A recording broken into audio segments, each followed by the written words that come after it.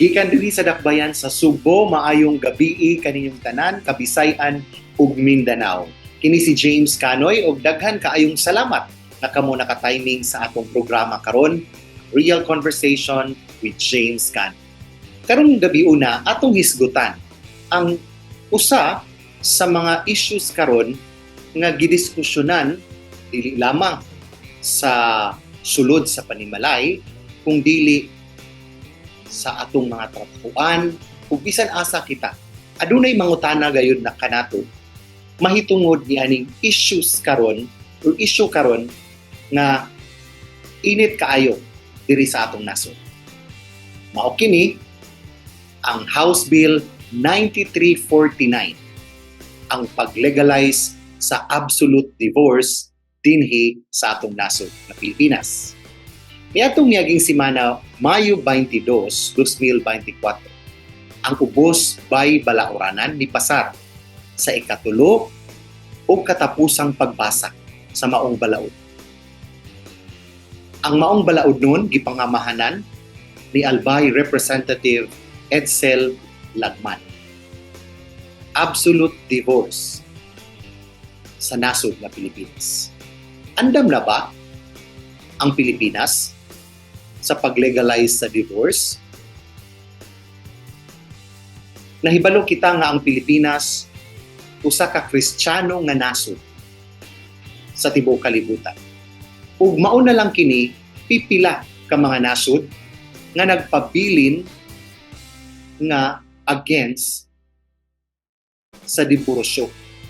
Ang ubang mga kanasuran dugay na kaayo nga ni-approve or ni-legalize sa divorce sa ilang tagsa-tagsa ka mga nasod.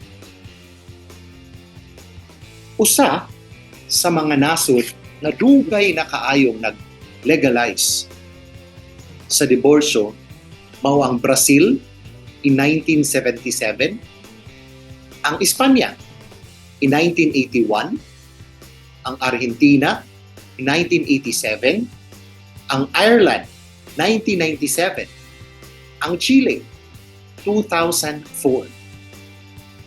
Sa mga Kristiyano nga nasyon o nga nasod, ang Pilipinas ug ang Vatican ug ang Malta murag usa na lang, kini na lang sila o aduna pa tingali mga lain pang mga gagmay mga nasod nga nagpabilin na against sa pag-legalize sa divorce.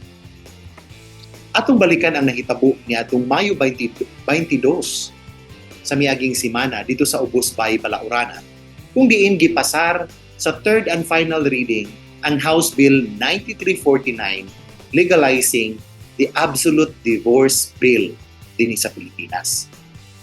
Ang mao nga balaod nun nakakuha og 131 or 131 affirmative votes, 109 negative ug ang 20 na abstentions. Si Representative Edsel Lagman, ang maong principal author sa maong nga House Bill, inubanan sa mga 70 kapin ka mga kongresista isip mga co-authors. Dili lalim ang pag-push ani nga House Bill tungod kay nakahibalo kitang tanan nga daghan nga grupo or mismo ang simbahan mubabag ni ining maong balaod nun. Matud pa ni Representative or ni Congressman Edsel Lagman, ug atong i-quote ang iyang gisulti sa mga balita sa mga newspaper, Representative Lagman said, its third and final reading signifies a significant shift in societal attitudes towards marriage and relationship.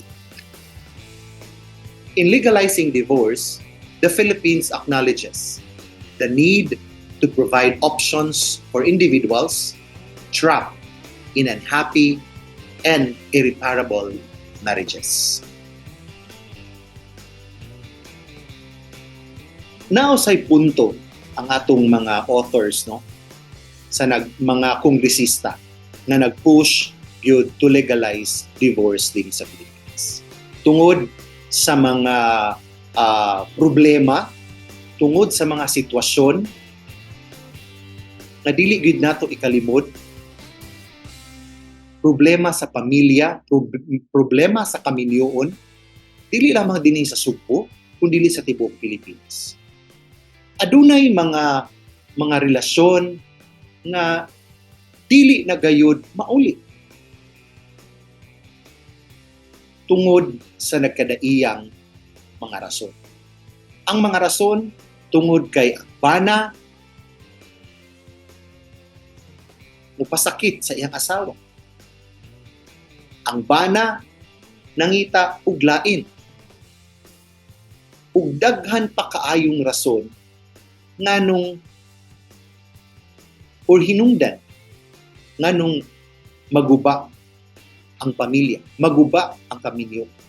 Article 15, Section 2, nga marriage is inviolable social institution, is the foundation of the family, and shall be protected by the state. Na ako'y nakitaan nga video sa podcast ni Dean Mel Santamaria, and he quoted this Article 15, Section 2. And then, ningon siya, sa kani nga section, marriage is inviolable social institution, is the foundation of the family, and shall be protected by the state. Ug iyang gipangutana, gibawal ba sa konstitusyon? Sa constitution ang divorce? Ang iyang tubag, dili. The Constitution does not discourage divorce. And the second point is no law expressly prohibit the absolute divorce in the Philippines. Sa present nato nga constitution, duha kapaagi ang gitugutan. Ang declaration of nullity, marriage, o ang annulment. Sa dugay nga panahon, daghan na kaayong mga magtiayon nga gipawalang bisa ang ilang mga kasal through annulment. Tungod sa mga grounds of annulment nga gipatik sa atong balaod sa Pilipinas. Daghan kaayo karon ang mga pangutana. Daghan kong nakitaan o daghan kong nadunggan na daghan kaayo ang nangutana kung andam na ba ang Pilipinas? Andam na ba ang mga Kristiyano na niya sa Pilipinas nga mahimong legal ang absolute divorce dinhi sa atong puso? Well, sa katutingaling mga relasyon nga dili na gyud mauli, relasyon nga naguba, mga magtiayon nga kapila nagi settle istorya apan dili na gyud mauli tungod sa mga rason. Normally or kasagaran yun sa nahimong mga rason nganong magbuwag ang mga magtiayon dinhi sa Pilipinas. Unfaithful. Dili lamang ang bana, ang laki, kundi nasa mga sitwasyon na unfaithful. Asawa, ang babayi. Ang babayi, ulatado sa iyang bana. Ang lalaki, irresponsable, nagdrugas. Uban, daghan kayong rason. nga dili magkasinabot ang mga magtiayon. Ang pangutana, ato bang pasagdahan nga mag-antos ang bana o ang asawa nga magtipon gihapon sila sa kaminyoon bisan pa sa mga problema o bisan pa sa mga pang-abuso nagihimo sa asawa o sa bana. Nindot kaayo ni nga diskusyon kining pag-legalize sa divorce, sa absolute divorce diri sa Philippines. Ano na kayon po nga nindot kay nga diskusyon tungod sa akong giingon na ang Pilipinas konserbatibo. Conservative kaayo ang Pilipinas. Ang atong gidak-an na pagtuo nagaingon nato na sala ang diborsyo, sala ang panagbuwag. Tungod sa doktrina sa simbahan, moingon kita nga sala, supa sa atong pagtuo ang divorce. Apan sa akong tan-aw, sa mga katuigan nga mga nanglabay, nadaghan kayong factors na pwede kayo natong istudyuhan. Nganong sa karon sa modern na panahon applicable or panahon na illegalize ang absolute divorce sa Philippines. Sa akong ginaingon, daghan na kaayong mga kanasuran na nag-legalize sa divorce. Akong nasab nakitaan ang usa ka interview na usa sa mga co-authors sa House Bill 9349. Sa akong nabasahan sa balita, na murag siya lang, no? Usa ka Cebuano nga kongresista ang usa sa mga ni-author o ni co-author sa House Bill 9349. Ang maong kongresista, ang among kongresista sa Tercero Distrito sa Subo, si Congressman Pablo Jan PJ Garcia. Akong nadunggan ang iyang interview sa usa ka radio station dinhi sa Subo. Niingon siya nga ang divorce, the absolute divorce, is dili ni para sa tanan. Dili ni para sa paggubak sa kaminyo. Apan ang divorce para sa mga failed marriages. Dili kuno ni ang pagpatay sa kaminyo, kung dili para ni sa mga patay na nga kaminyo. Nga dili na gyud sa akong giingon, nga dili na gayud mabalik, dili na gayud mauli tungod sa mga nagkadaiya o mga buhat kaayo na rason. Is divorce biblically acceptable?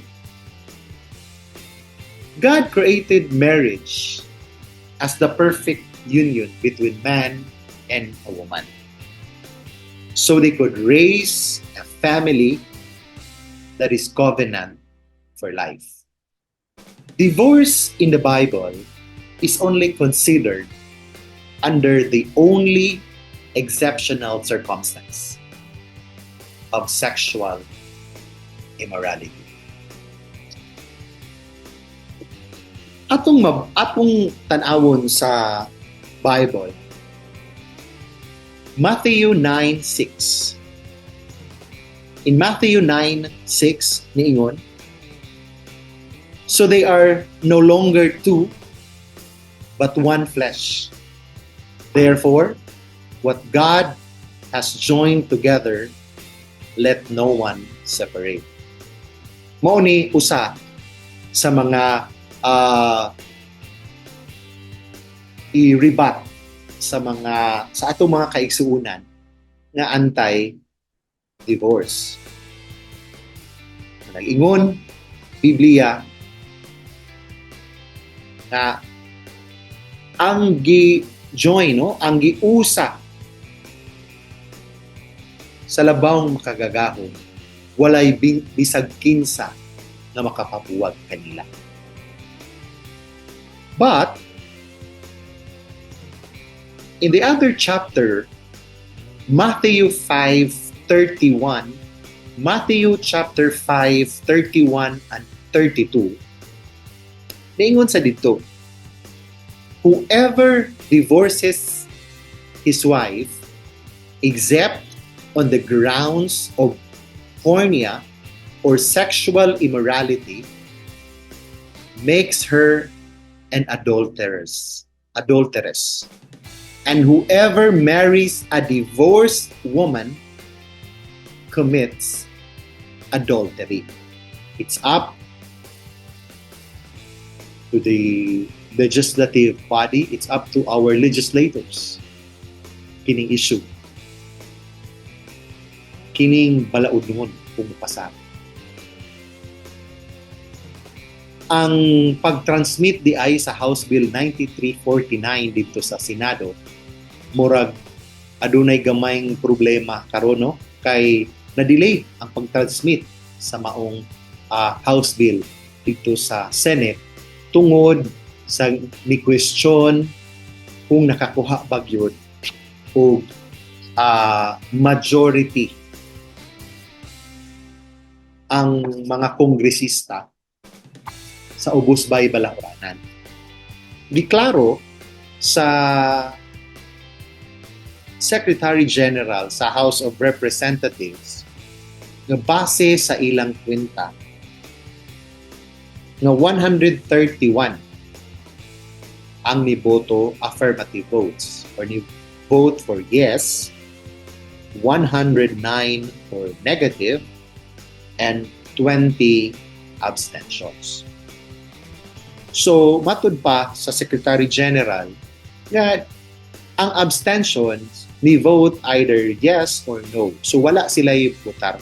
Dili nato sila daw pwede nga ikwinta kauban sa negative because they abstained from voting. So, ang 131 affirmative votes is the majority. Mayoriya sa mga kongresista ang ningbutar pabor sa pag-legalize sa divorce sa Pilipinas. Karon, ang bula gikan sa ubos bay balauranan ipasa na dito sa Senado. Apan sa akong ginaingon nga medyo na delay ang pag-transmit sa maong House Bill, sa maong balaudon tungod sa mga ni-question sa number of votes nga nakuha. Apan sa mga balita nga aduna nay mga senador nga ning pahayag na sa ilahang pagsupak sa pag-legalize sa divorce. Aduna usab nga mga senador nga ning pahayag na pod og dakong suporta sa pagbutar aron maaprubahan sa Senado. Ang uban nga miyembro sa Senado nagpabilin pa daw sila o timbang-timbang kung unsa ang ilang desisyon.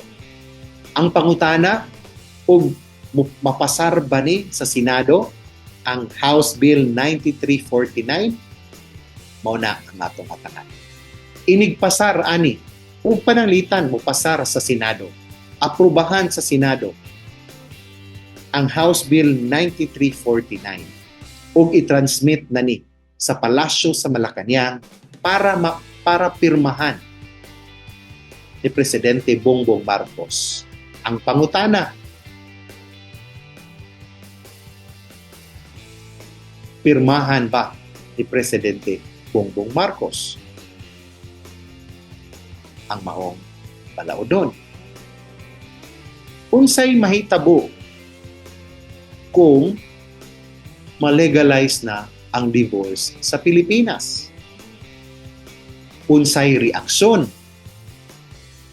sa mga religious groups. Unsay reaksyon sa atong mga kaigsuunan ng mga Kristiyano nga supak sa pag-legalize sa divorce. Unsa kahay batiod sa mga magtiayon na dugay na kaayong naghandom nga matapos ang ilang kaminyoon tungod kay na-fail ang ilang marriage or patay na ang ilang kaminyoon. Unsa kahay implikasyon niini sa atong nason kung mapasar ang House Bill 9349, ang Absolute Divorce Bill sa Pilipinas. Kamo, uyon ba kamo or supak sa pag-legalize sa absolute divorce sa Pilipinas?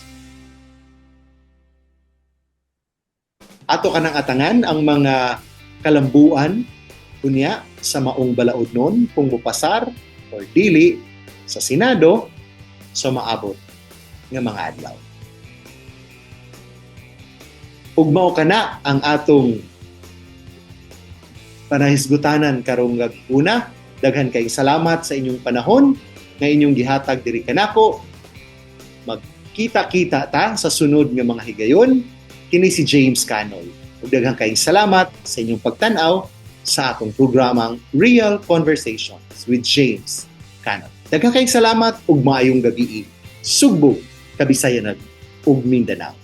Be good, be safe, be blessed. Be a blessing to others. Good night, everyone.